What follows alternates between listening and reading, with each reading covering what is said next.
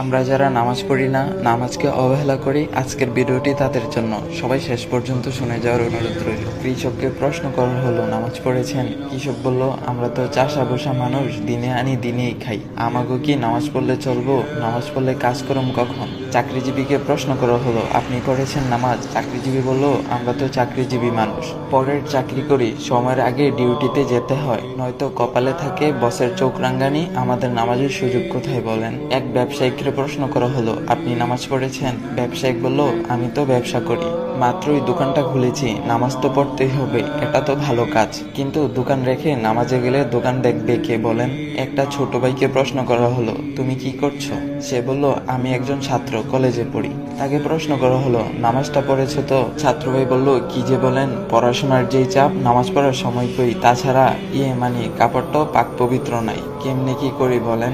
এইভাবেই কিছু মানুষ নানা রকমের অজুহাত দেয়। মহান রবের সবচেয়ে বড় একটি হুকুম মান্য করা থেকে তারা নিজেকে বাঁচিয়ে রাখতে চায়। হঠাৎ একদিন খবর পাওয়া যায়, চাষি রহমত আলী আর নেই। অফিসে যাচ্ছিলেন চাকরিজীবী ভাই আনোয়ার সাহেব, সময় মতো পৌঁছাতে চেয়েছিলেন, সময় তাকে সহায়তা করেনি। হঠাৎ একটি কঠিন অ্যাক্সিডেন্টে পঙ্গু হয়ে হাসপাতালে বেড়ে গেল নতুন একজন পেশেন্টের। পঙ্গু অবস্থায় কাটে আনোয়ার সাহেবের বাকি জীবন। ব্যবসায়ী মহাজন সাহেব দোকান দোকান করেই যার কাটতো সারা বেলা, ব্যবসার হিসাব কিতাব মিলাতে গিয়ে হঠাৎ করে একদিন দুপুর বেলা বুকের বাঁ পাশে উঠে গেল প্রচন্ড ব্যথা।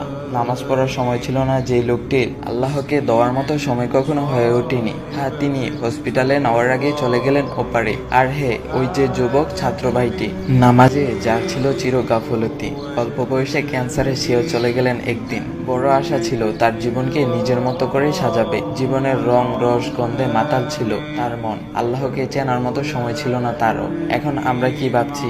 আমরা কি সেই চাষি রহমত আলী? আমরা কি সেই চাকরিজীবী আনোয়ার সাহেব? আমরা কি সেই ব্যবসায়ী মহাজন?